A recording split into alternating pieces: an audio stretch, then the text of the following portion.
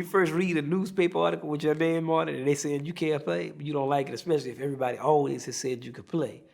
Like somebody like me, from the time I was 13 or 14, all the time they've always said, yeah, boy, it's the greatest young trumpet player. You have to hear this kid. Everywhere I would go, they would say, boy, this guy is great. And then when they started, when first time I would read like one or two reviews where they were saying I can't play, I didn't play with any soul, or I wasn't nothing, I was just imitating Miles Davis. I didn't like that. But I was 19 then, 19, 20, 21. Like let's say those first 3 years, that was like a transition for me. First, just to get used to getting that volume of stuff written about you, and then and then once they realized that wasn't gonna co-sign rock and roll. See, that was the death knell for me in terms of it. And also, I was going to talk about like the corruption in jazz. A lot of my bad publicity came from stuff I said more than what I was playing. So that eased the pain of it a little bit. Like I can say, well, but then I also do a lot of stuff. Like in relation to the people who really could play, I knew I couldn't play. Like that, there was never any doubt in my mind. So that's one thing that it said. The criticism, it helped me keep my head level. Because I did know that I wasn't playing that much and that I had to really develop. But I also understood my era in my generation, which is something that they didn't take into account, but they shouldn't take it into account. I also understood that in my generation, nobody was playing. So, playing blues, you can compare my playing with Miles Davis or Louis Armstrong. They grew up playing in blues bands. I grew up playing Earth, Wind and Fire songs. But there's like a strange thing where somebody could play jazz fusion, which didn't have any type of blues or anything in it, but they could be great. But somebody who's trying to play jazz. But after a while, it was humorous. Like I told you, I used to like ribbon when I was growing up. So some of the cut downs would be good, and it would be kind of funny. I remember once one article, the guy said, if you could take one note that some trumpet player played, that Lee Morgan played, and it was more like jazz and more soulful than everything I've ever played. So it's like something like that is really kind of funny. And as I've grown older, like I say, after I was 22, like. I don't really care what's written, unless it's something that really I feel is an insight into something that we're doing wrong. But then the cut down, it always is the same. Like once they determine something they're gonna say about what you're playing, then it stays. Oh, he can't play blues, or he's playing like Miles. You can't take that kind of stuff seriously because they just following. But to me, the same thing is a good review. I've had reviews where they say he's greater than Louis Armstrong. So you can't take that seriously, Yeah, it's hard because it's tied up with your ego. Like you always want to think that you are not going to be talked about negatively like everybody else is. But you have to accept that there's nothing wrong with somebody saying something bad about you. I mean, now I don't mind somebody saying they don't like what I'm playing. Or the one thing I don't like that critics do is if they talk about you personally and they don't know you. That's something that I really still don't like a personal attack on like they'll say, well, he won't sign autographs. Just something that's not true. But in general, I think criticism is a good thing because it keeps people honest. If just the critical community in jazz is corrupt, but I still wouldn't abolish them, or I believe they should have the right to write what they want.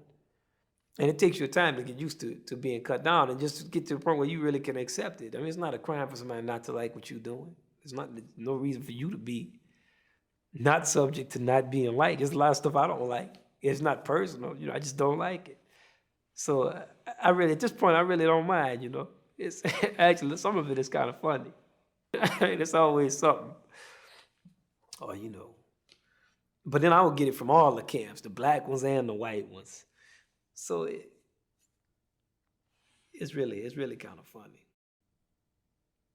I mean, I listen to myself and the cats in the band.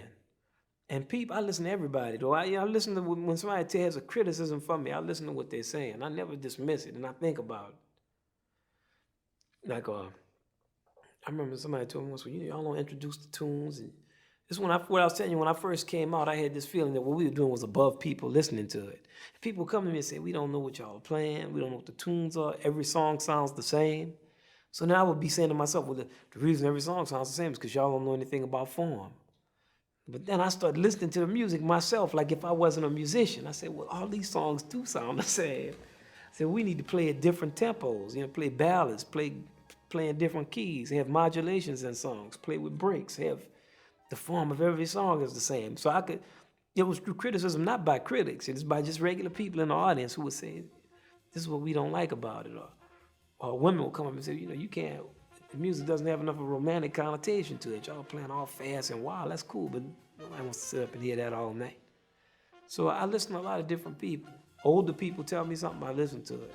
If they say, well, you need to play some of the older songs, rather than just saying, oh, they just old, they want something to remind them of when they first fell in love or something.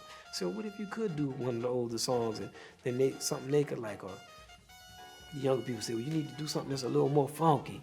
That don't mean I'm gonna do funk or a pop beat, a backbeat. What they're thinking about, I think, well, I need to find some grooves that are gonna serve the same function. But see, every time you do that, it takes you longer because then you have to learn how to deal with another aspect of the music.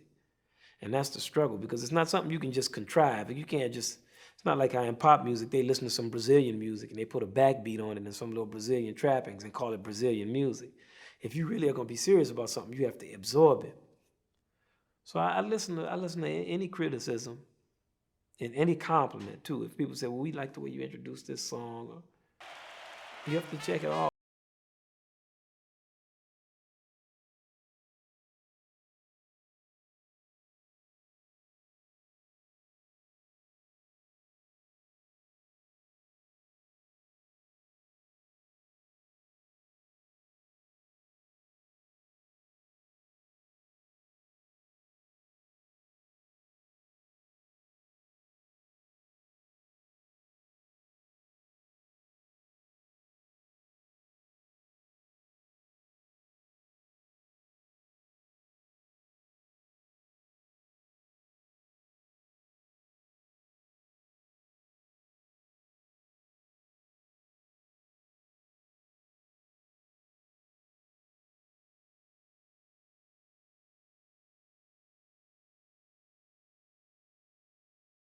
The blues.